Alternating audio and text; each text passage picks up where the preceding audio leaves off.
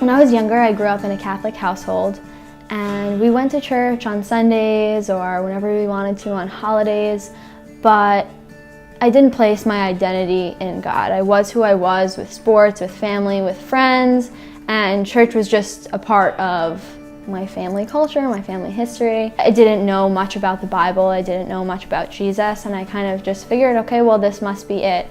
You go to church on Sundays, you be kind to people, and God will bless you.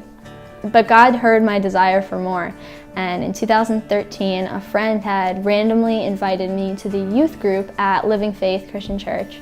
And I started going regularly, mostly because I wanted to go on the youth missions trips that they had, which my friend called vacations where you help people. That's how she hooked me in. But little did I know that my life was going to be transformed by Christ.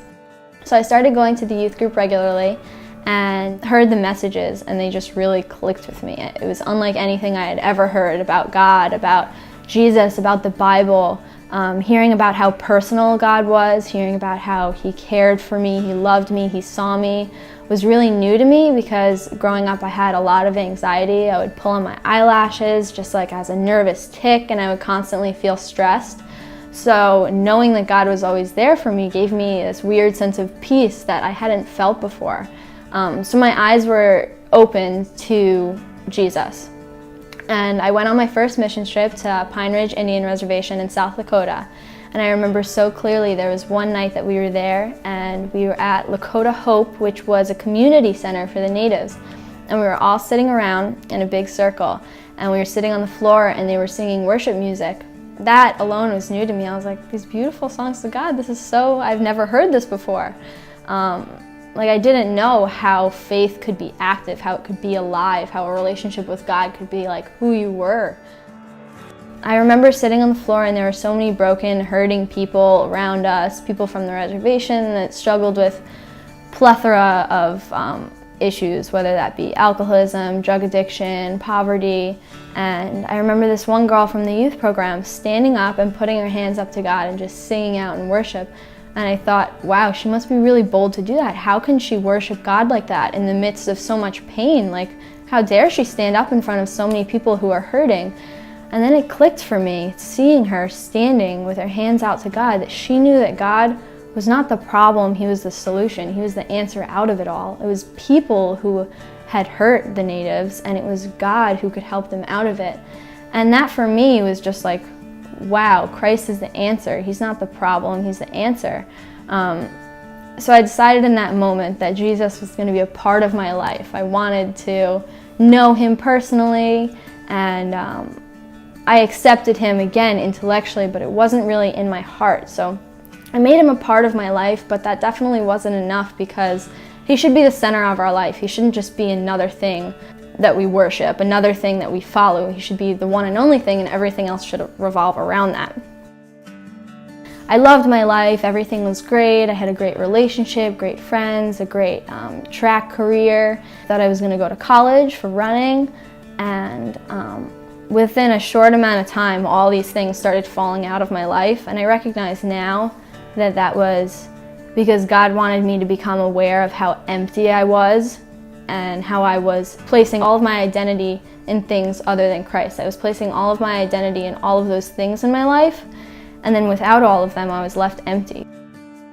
I tore ligaments in my ankle. I had to stop running, which was how I escaped all of my emotions. I was angry, I was happy, I was stressed, I just ran. That was how I fixed my problems.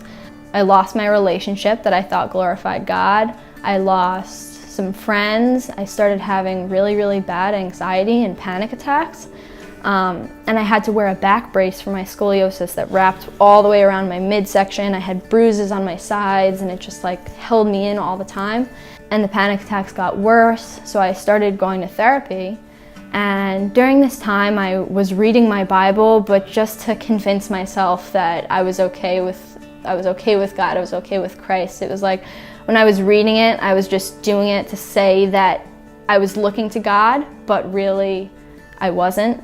I was looking to other things. So I went to therapy, and I spoke to this woman every week about my life and about my problems, and something just didn't click. I was like, this isn't right. She can't help me. Okay, maybe medicine will, but it was Christ that could help me the whole time. He was there listening, saying, Julianna, I'm here for you. I can help you. Come to me. He was waiting for me to come to him. So there was one day I was about to go to therapy, and I just broke down on my knees and started hysterically crying. And I was like, I'm running to all of these things other than God to fix my problems. I wasn't content in my life, and I felt like I was going to miss out on something in my life. I felt like if I placed my identity in Christ, then I couldn't go to college and have fun. I could never meet guys. I could never do all of these things. And I was afraid to let that go because I recognized that once I really accepted Christ, there were going to be things that I thought I wanted in my life that I would have to not have anymore. But in that moment I broke down and I said, God, I know that when your hand is on my life, I'm secure. Anytime that I was in his word, that I was praying regularly, I had this peace, I had this joy that I hadn't had when I was running to other things. So in that moment I surrendered and I said, God, I want you to have my all. I don't want to keep running to these other things. I know that in you I can be secure and in you alone. And I just let go of all of my sufferings and I said, no matter what sufferings I have, Christ is enough. And that should be enough for us. After that, I recognized that Jesus provided peace, he provided salvation, he provided a new life, and all of those things that stressed me out, all of those things that I had placed my identity in, they were all my past, and my future didn't depend on all of those things in my life. I could be secure and happy with Christ no matter what. So I started living for Jesus, and there was one night at college that I was just having a hard time, I was struggling, and I wrote this down. I wrote who I am in God. Just because I was thinking about the person I used to be, what I used to look to, and then how glad I am that I look to God now. And I wrote, God shows me that the only one I have to please and satisfy is him. He always wants me, always listens, is always there, and he always cares. I'm not a burden, I belong to him, and I fulfill a purpose, which is to help bring people to eternity, which is more important than any talent on earth. I am good at who I am when my identity is in an everlasting love from God. My future is not guaranteed, and I cannot set my own path, but I know that if I trust in God and follow Jesus, my future is good, secure, and hopeful. And even if not, he is still good, because eternity will be worth any struggle on this earth. My anxieties are cleared because I find my hope, and I live my life by these promises. And I am good, I am worthy, I am humbled, I am important, and I seek to represent the joy that Jesus brings in my life.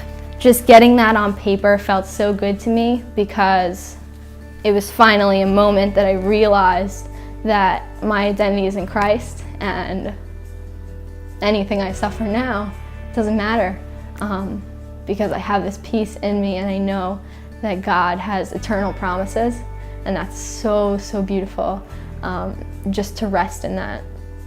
We don't always have to be running, have to achieve, have to strive to be a better us. God will take us how we are, and he'll love us no matter what. And we don't have to be perfect because Jesus already paid the price. He did that for us. And now, accepting him into my heart, I realize that there doesn't have to be so much pressure on me to constantly strive, to achieve, to be. Christ is everything. And with him, we have an incredible identity. My name's Julianna, and this is the story about how God changed me and made me into who he wants me to be, which is a child of God. Romans 8:18 says, I consider that our present sufferings are not worth comparing with the glory that will be revealed in us.